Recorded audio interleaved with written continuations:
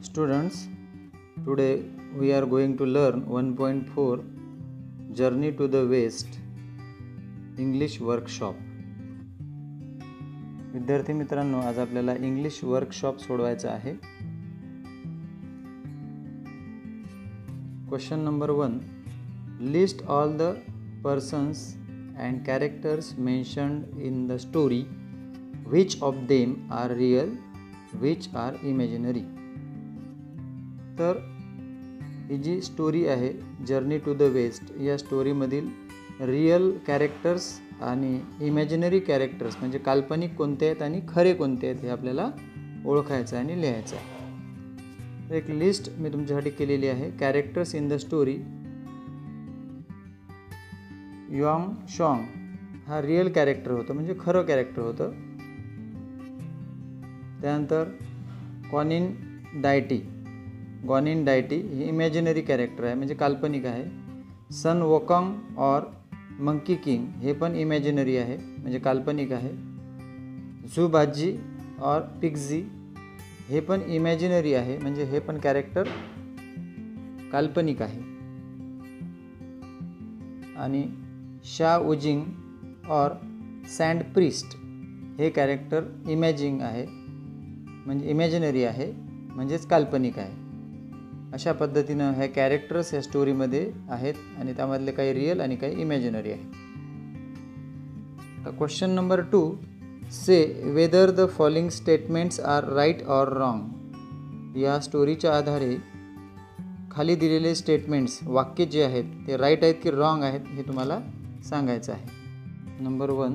The novel journey to the west is about a journey to western countries like England and America. Journey to the west हे novel जे आहे हे England आणि America ह्या western कंट्रीच्या प्रवासाच्या बाबत आहे. हे जे विधान आहे हे रॉंग आहे, कारण या नॉवेलनुसार इंग्लंड आणि अमेरिका हे वेस्टर्न कंट्रीज नाहीत, म्हणून हे सेंटेन्स रॉंग आहे. Number 2. In the days of Yuan Chwang travelling from China to India was not an easy task. त्या काळात युआन शॉंगनं जो चायना टू इंडिया प्रवास केला हा काही एवढा सोपा नव्हता. हे विधान राईट आहे. Number 3. Yuan Chwang travelled to many parts of India. Yuan शॉंगनं भारताच्या बऱ्याचशा भागात प्रवास केला, तर हे जे विधान आहे हे पण राईट आहे. Number 4. Yuan Chwang's way back home was relatively easy.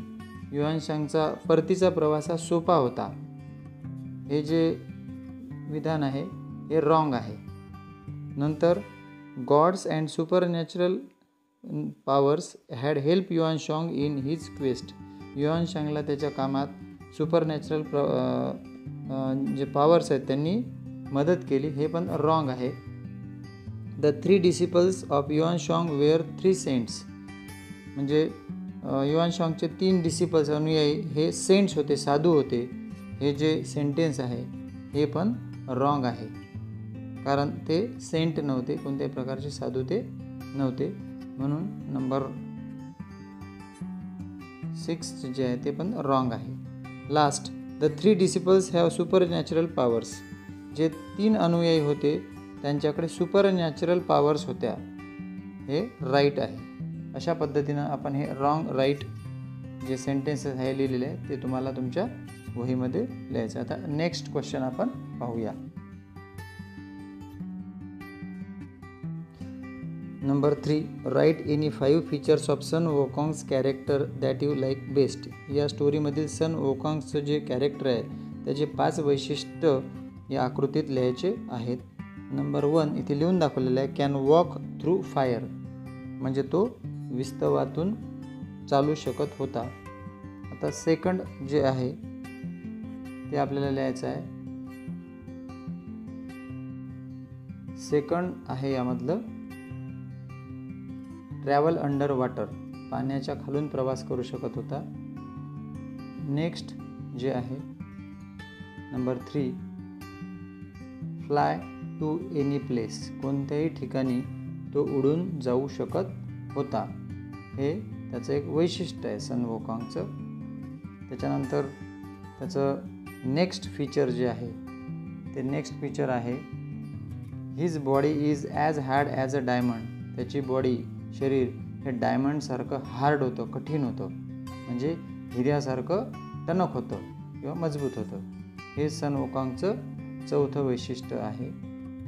आणि सन वोकांगचं जे लास्ट वैशिष्ट्य आहे किंवा फीचर आहे ते आपण बघू. Golden gaze fiery eyes have X ray vision. त्याच्या गोल्डन गेज जे आय होते, त्याचे डोळे होते, त्यामध्ये एक्स-रे विजन होतं. तो एका वस्तूमधून आरपार पलीकडे पाहू शकत होता. अशा पद्धतीनं त्याचे 5 वैशिष्ट्य किंवा आपण फीचर्स म्हणूया त्याला, ते इथे दिलेले आहेत.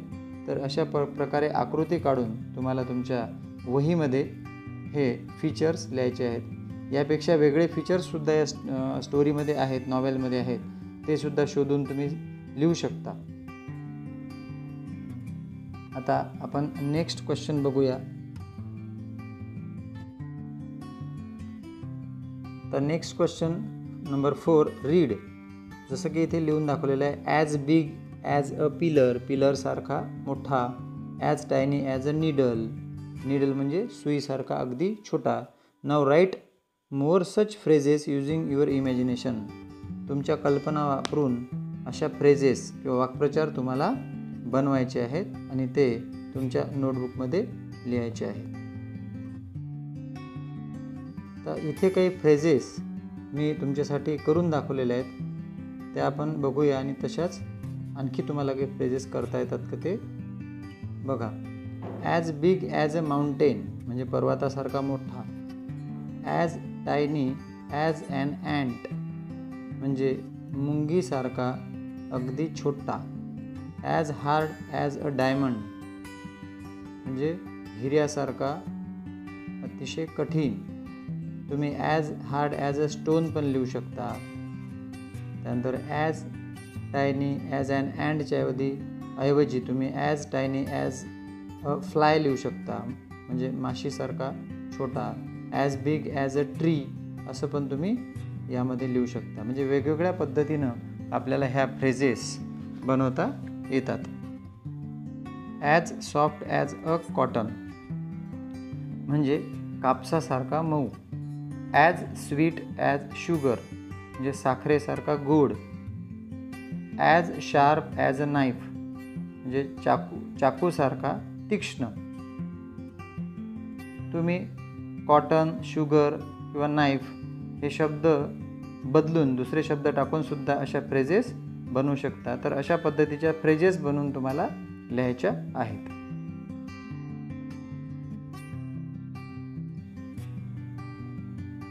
त्यानंतर क्वेश्चन नंबर 5 आहे, you know that many times a letter or a group of letters is added before or after a word to make new words.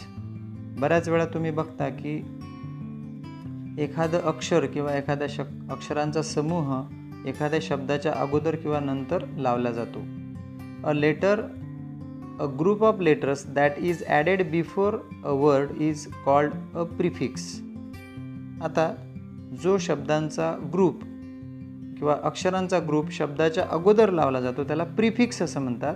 A letter or group of letters that is added after a word is called a suffix. पण जो अक्षरांचा group शब्दाच्या नंतर लावला जातो त्याला suffix म्हणतात. म्हणजे अगोदर जो लावला जातो त्याला प्रिफिक्स प्री आणि नंतर जो लावला जातो त्याला suffix. The word to which a prefix or suffix is added is called a root or root word. परंतु जो मूळ शब्द असतो की ज्याला प्रिफिक्स किंवा सफिक्स लावला जातो त्या मूळ शब्दाला नाव आहे रूट किंवा root word. Let us look at some examples of roots, prefixes and suffixes. तर काही रूट, त्यानंतर प्रिफिक्सेस आणि सफिक्सेस म्हणजे प्रिफिक्स कसे लावले आणि सफिक्स कसे लावले, त्याचा मूळ शब्द कोणता आहे याचे काही एक्झाम्पल्स, काही उदाहरणं आपल्याला बघायचे आहेत. तर सर्वप्रथम आपण बघूया प्रिफिक्स. आता प्रिफिक्सचे एक्झाम्पल्स कोणते आहेत ते बघा. साईड हा रूट वर्ड आहे, मूळ शब्द आहे, त्याला इन हे प्रिफिक्स लागलं म्हणजे इनसाईड झालं. सेफ म्हणजे सुरक्षित, त्याचं जर अपोजिट केलं त्याला अन हे प्रिफिक्स लागलं तर अनसेफ असं त्याचा शब्द होतो तयार. अनसेफ म्हणजे असुरक्षित. राईट, रीराईट, त्यामध्ये री हे प्रिफिक्स लागलेलं आहे. त्यानंतर लाईक म्हणजे आवडणे आणि डिसलाईक, त्यामध्ये डिस हे प्रिफिक्स लागलेलं आहे आणि त्यापासून बनलेलं आहे डिसलाईक. पण हे जे रूट वर्ड्स जे आहेत, मूळ शब्द ते आहेत साईड, सेफ, राईट आणि लाईक.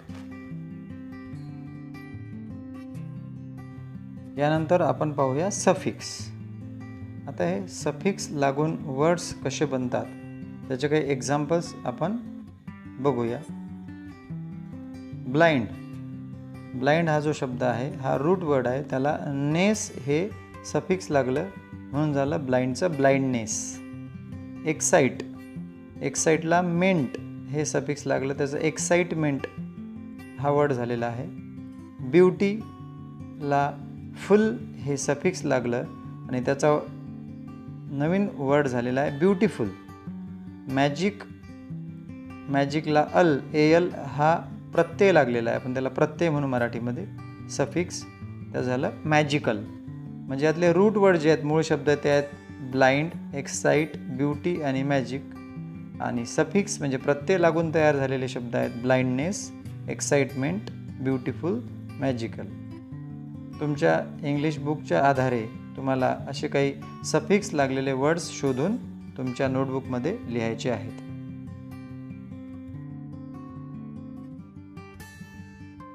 आता क्वेश्चन नंबर 6 आहे, guess the meaning of unfamiliar, unbelievable.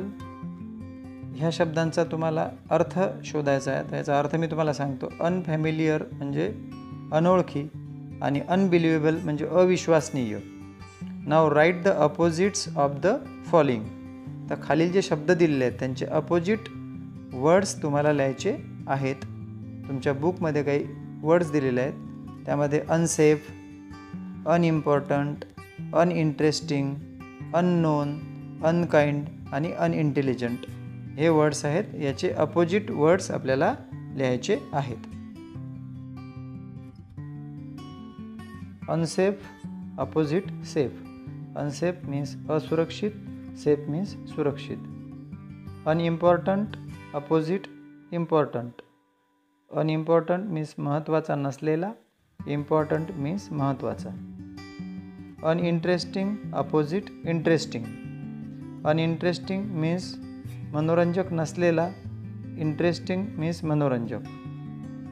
Unknown opposite non. Unknown means अनोळखी आणि नोन मीन्स ओळखीचा. Unkind opposite kind. Unkind means दयाळू नसलेला, काइंड मीन्स दयाळू. अनइंटेलिजंट इंटेलिजंट.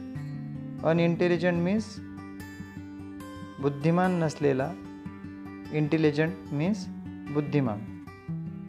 अशा प्रकारे हे अपोजिट वर्ड्स इथे दिलेले आहेत.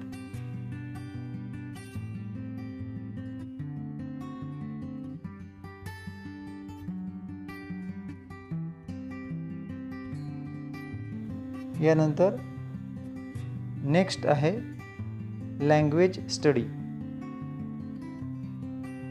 तर लँग्वेज स्टडीमध्ये कॉमन नाउन्स दिलेले आपल्याला, त्याचा आपण अभ्यास करूया.